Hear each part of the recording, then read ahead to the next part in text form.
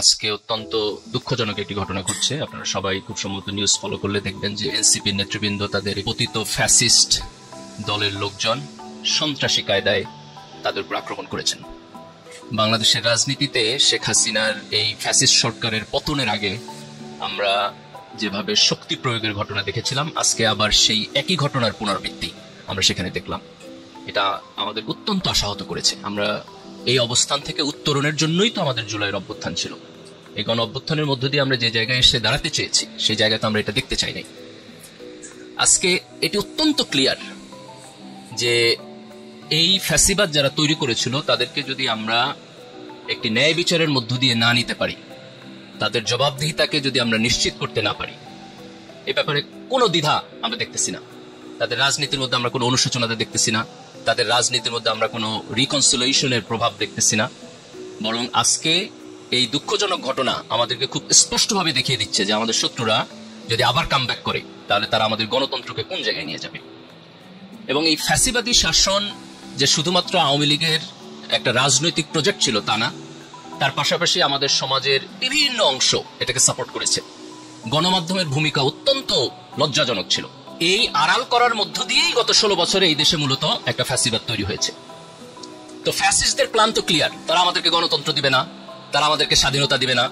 আমি যদি আমার গণতন্ত্র এবং স্বাধীনতা চাই তাহলে তারা আমার গুলি করে মারবে, তারা আমার রাজনৈতিক প্রোগ্রামে আগুন জ্বালায় দিবে।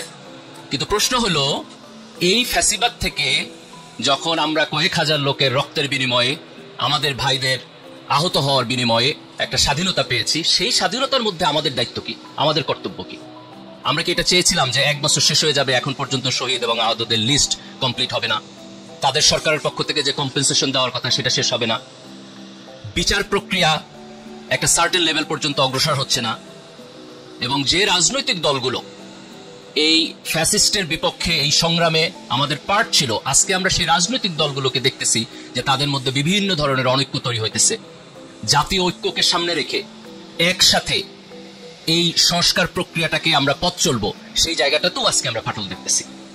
এই অনৈক্য যদি চলতে থাকে এবং আমরা যদি জাতীয় স্বার্থকে আমাদের সবকিছুর উপরে যদি স্থান দিতে না পারি, তাইলে পরে এই গণ অভ্যুত্থানের মধ্য দিয়ে আমাদের যে স্বপ্ন ছিল সেই স্বপ্ন কিন্তু ব্যর্থ হবে। আজকে জাতির প্রত্যেক রাজনৈতিক দলকে, রাজনৈতিক দলের যারা শীর্ষ নেতৃত্ব তাদেরকে, আজকে আমাদের সিভিল সোসাইটির লোকদেরকে, আমাদের গণমাধ্যমকে খুব স্পষ্টভাবে এটা বুঝতে হবে যে এই গণ অভ্যুত্থানের মধ্য দিয়ে আমরা একটা ফ্যাসিস্ট সরকারের পতন ঘটাইছি, কিন্তু ফ্যাসিবাদী সিস্টেম থেকে পুরোপুরি বের হয়ে যাওয়ার যে প্রক্রিয়া, সেই প্রক্রিয়া কিন্তু আমরা এখনো কমপ্লিট করতে পারি নাই। এই জায়গায় আমাদের ফোকাস থাকতে হবে, এই জায়গায় আমাদের ঐক্য থাকতে হবে। আজকে দেখেন, জুলাইয়ের ঘোষণাপত্র আজকে পর্যন্ত হয় নাই। জুলাইয়ের ঘোষণাপত্রের ব্যাপারে খুব স্পষ্টভাবে ডেট দেওয়া ছিল, কিন্তু সরকার এখন পর্যন্ত সেই ডেটের মধ্যে এটা ঠিকঠাক মতো কতটুকু অগ্রসর হয়েছে সেই ইনফরমেশন আমাদের কাছে নাই। আজকে জুলাইয়ের ঘোষণাপত্র সংবিধানে যাবে কি যাবে না, এটা নিয়ে আমাদের রাজনৈতিক নেতৃবৃন্দ একমত হইতে পারতেছে না। আজকে জুলাইয়ের সনদের আগে আমাদের সংস্কার প্রস্তাব নিয়ে আলাপ আলোচনা হওয়ার কথা। আমি আজকে পত্রিকায় দেখলাম যে সংসদের উচ্চ কক্ষের যে প্রস্তাব ছিল, তো সেই উচ্চ কক্ষে পিআর পদ্ধতিতে হবে কি হবে না এটা নিয়ে মতান্তরের কারণে তারা টোটাল উচ্চ কক্ষই বাদ দেওয়ার প্রস্তাব করে ফেলছে।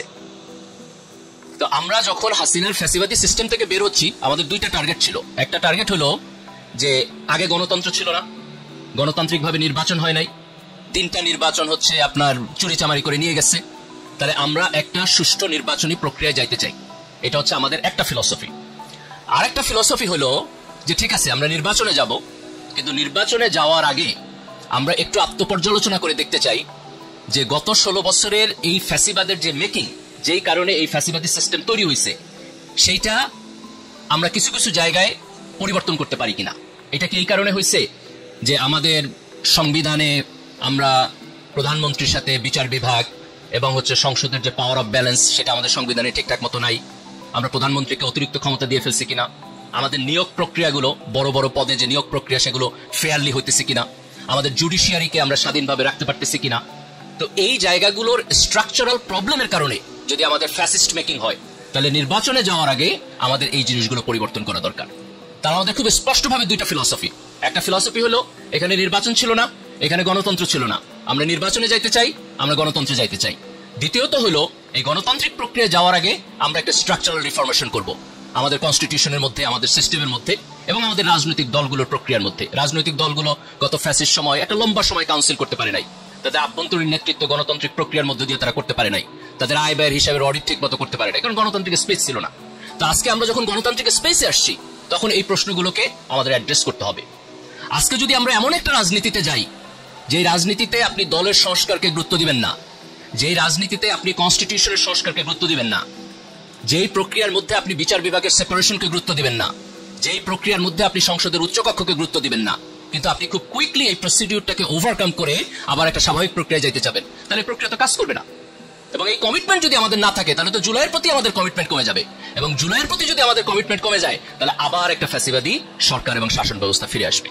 এই ফ্যাসিবাদী শাসন ব্যবস্থা আবার ফিরে আসবে। এই কারণে তো আমাদের ভাইরা রক্ত দেয় নাই, এই কারণে তো আমাদের বোনেরা রক্ত দেয় নাই, এই কারণে তো তারা রাজপথে গিয়ে দাঁড়ায় নাই।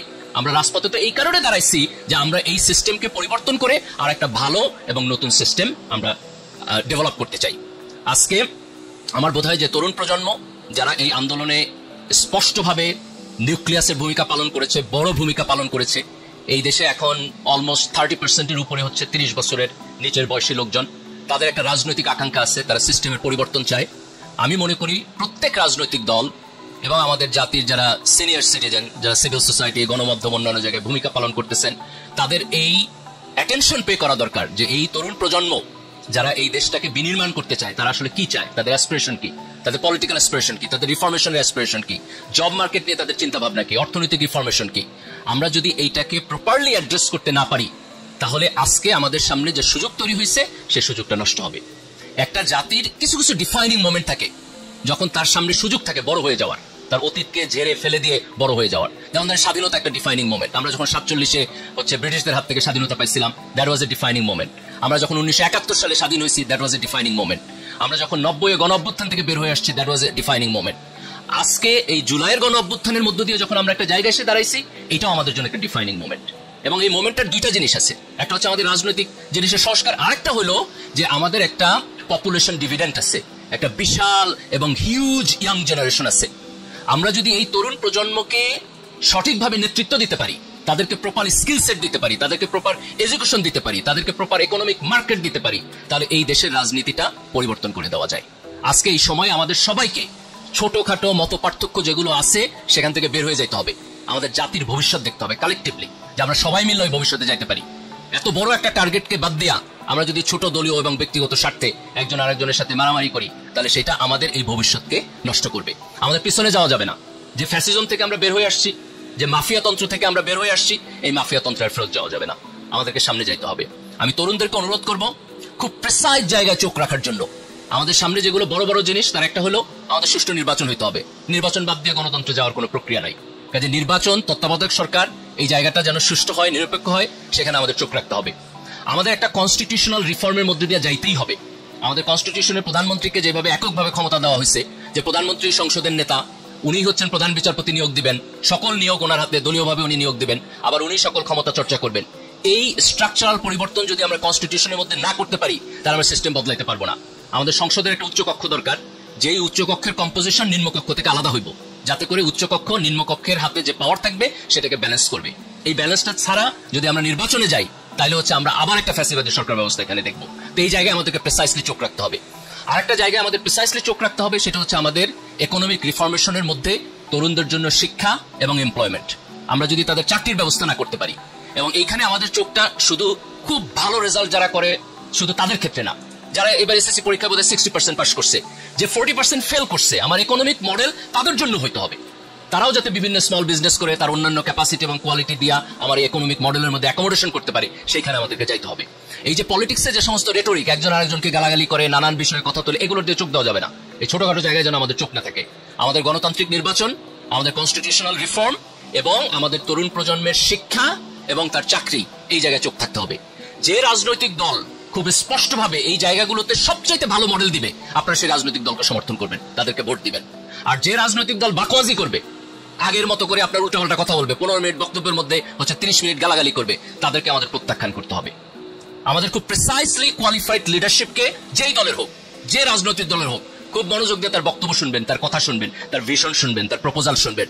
সেই প্রপোজালের মধ্যে যদি জুলাই না থাকে, জুলাই আমাদের যে আকাঙ্ক্ষা ছিল, সেই আকাঙ্ক্ষা বাস্তবায়নের যদি প্ল্যান তার বক্তব্যের মধ্যে না থাকে, তাহলে ধরে নিতে হবে সে যে রাজনীতি করতেছে এটা বস্তা পচা পুরান রাজনীতি, এই রাজনীতির সাথে তরুণ প্রজন্ম যাবে না।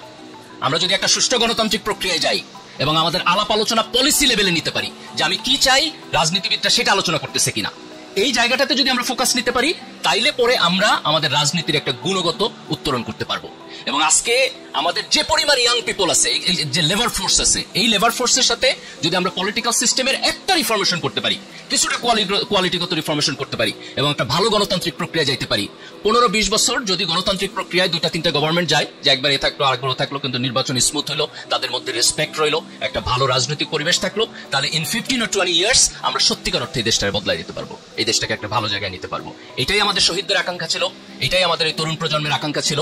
আমাদের সকল পর্যায়ের লোকেরা, রাজনীতিবিদরাই তো একমাত্র লিডার না, এর বাইরেও আমাদের সকল প্রফেশনাল গ্রুপ আছে, বিজনেসম্যান আছে, সাংবাদিক আছে, শিক্ষকরা আছেন, ডাক্তাররা আছেন, ব্যুরোক্র্যাটরা আছেন, চিকিৎসকরা আছেন, আপনার অন্যান্য পেশাজীবীরা আছেন, তারা সবাই যদি এই স্বপ্নটাকে সামনে রাখে এবং এইভাবে আমাদের রাজনৈতিক প্রক্রিয়াকে এক ধরনের গণজবাবদিহিতার জায়গায় আনে, তাহলে আমি মনে করি যে এই সিস্টেমের পরিবর্তন হবে। আমি ইন্টারিম সরকারকে খুব স্পষ্টভাবে বলবো যে জুলাইয়ের ঘোষণাপত্র থেকে শুরু করে আমাদের যে আকাঙ্ক্ষা, সেটাকে যেন প্রপারলি অ্যাড্রেস করেন ওনারা। এই সময়ে যদি আমরা ফেল করি, তাহলে কিন্তু এই মোমেন্টটা আমরা আর পাবো না। তো আল্লাহ সুবহানাহু ওয়া তাআলা আমাদেরকে ছোটখাটো ডিস্ট্রাকশন থেকে যেন চোখ সরায় রাখার তৌফিক দান করেন এবং আমরা খুব স্পষ্টভাবে বড় জায়গা, যেটার পরিবর্তন হইলে দেশ এবং জাতির সামনের দিকে এগিয়ে যাবে, সেই জায়গায় যেন আমরা প্রেসাইজ থাকতে পারি, সেই জায়গায় যেন আমরা এমফাসাইজ দিতে পারি, সেটাকে সামনে রেখে যেন আমরা অ্যাক্টিভিজম করতে পারি।